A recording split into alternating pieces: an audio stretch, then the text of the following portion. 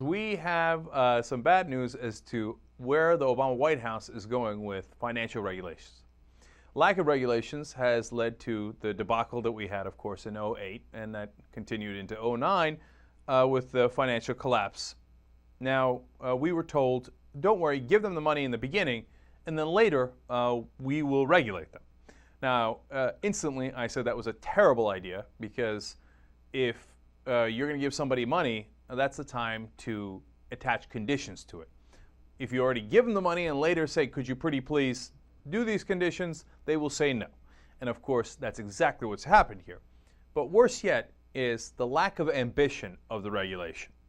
Now, the person saying this today was Paul Volcker, former head of the Fed and head of President Obama's Economic Recovery Advisory Board, one of his top economic aides. Now, Paul Volcker is to the right of me. Reading his suggestions for what we should do, I would say he's almost significantly to the right of me. And he's at his breaking point. He's taking this public. He thinks it's too important to stay silent. And he's saying the Obama administration is to the right, significantly to the right of him, in not doing enough regulation to get our problems, our fundamental problems with our financial system under control. So specifically, he says, one, the banks are still too big to fail. In fact, they're even bigger now. And he says very frankly, if we have another economic collapse, it is now the absolute expectation that the American people will bail out those banks again.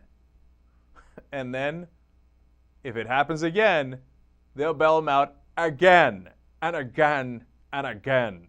Okay, you getting my point? You're getting Paul Volcker's point? So the system has not been fixed at all, but then that adds an additional danger, which is if they know they're going to get bailed out, if they're positive of it, well, what's the harm in taking risk in and making a lot of money in bonuses again? If they crash, well, the American people are going to have to pick up the bill anyway. So that's the big regulation we were going to get later? Okay, so that's point number one. That's terrible. Point number two is it has been actually the safety net of who we're supposed to pick up. Because remember, ultimately, let's remember why we bail people out. Because they have our money, right? They merged the commercial and the investment banks. Investment banks were supposed to be the risky things, and if they fail, that's their problem. And the commercial banks has our deposits, right? And they can't fail because that's our money. And that's what's very important to prop that up, right? Now, they merged them thanks to Larry Summers, the top economic advisor of Barack Obama, which was a terrible idea. And then why he gets hired to lead the fix is beyond me, unless you don't really want to fix it. So now, the second problem is that these banks have grown so large that they're taking risks with your money, and we are not going to separate them. And Volcker's saying you have to separate them, as we had before. Larry Summers convinced Bill Clinton at the end of his second term, to combine those two different entities, commercial banks and investment banks. Problem number three is now we're securing things that aren't even banks, like AIG, which is an insurance company. And Volcker says that's a terrible idea. I mean, yes, okay, I can understand commercial banks. Now that the investment banks are part of them, okay, I could barely understand that, even though it's a terrible idea. But why the hell are we insuring insurance companies and other entities that aren't even banks and that don't have your deposits? And do we have any plan to fix those obvious problems? Right now, the answer is no. They're not even going to get addressed.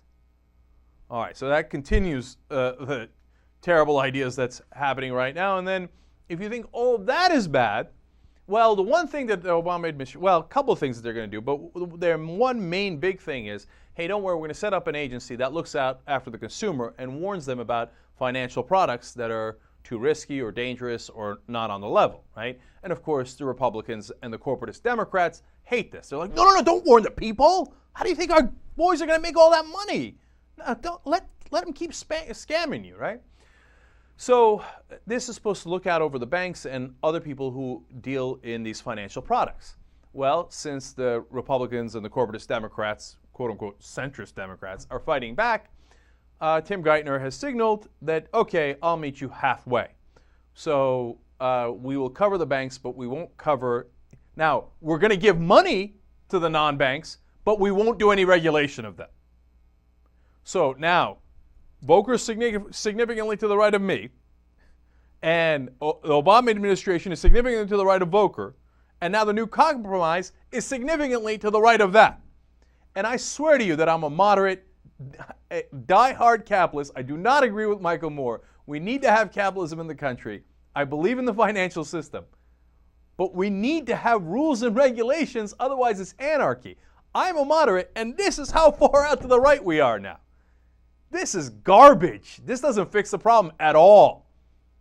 And this is what we talked about before. One of his other proposals here, Obama's proposal is, if you make a loan, I think you should keep a loan, because then you have incentive to make a good loan. They say, no, you have to keep a part of the loan, 5%.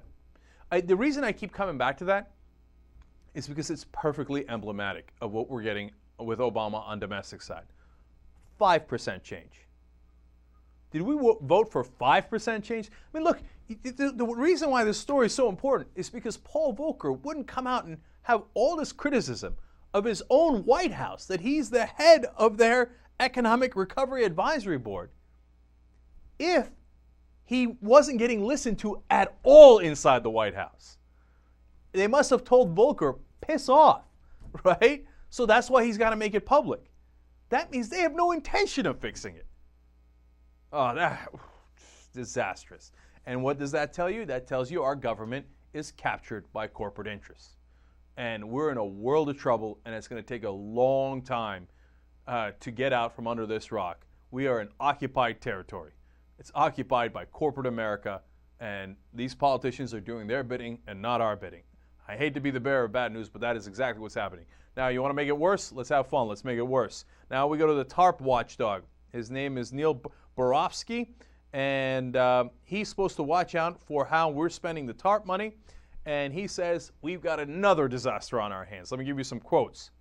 For example, certain TARP programs, he told Congress, such as the Mortgage Modification Program, which is scheduled to use $50 billion of TARP funds, will yield no direct return. And for others, including extraordinary assistance programs to AIG, the insurance company that is not a bank and that does not have our deposits, and the auto companies, full recovery is far from certain. And his ultimate conclusion is, it is extremely unlikely that we will get that TARP money back. Not that we're not going to get any of it back. We've gotten some of it back already. All of it, extremely unlikely. Most of it, open question. Very much an open question. Remember what they told us. Oh, don't worry about the TARP money, because it's just a loan, and once the financial system's up and running again, we'll get it back. Wow, look at that. It turns out we're not going to get it back. Some of the banks are going to go, and non-banks are going to just keep it. All right, problem number 2 that Borofsky points out. Quote, the risk of foreclosure continues to affect too many Americans. Unemployment continues its rise to levels that Treasury has characterized as unacceptable. The so-called toxic assets that helped cause this crisis, for the most part, remain right where they were last fall on the bank's balance sheets. And it is becoming more and more clear that the commercial real estate market might be the next proverbial shoe to drop, threatening to increase the pressure on banks and small businesses alike yet again. So we have about 3 different disasters in just that quote. 1, we haven't fixed the system. 2, we're not getting that TARP money back.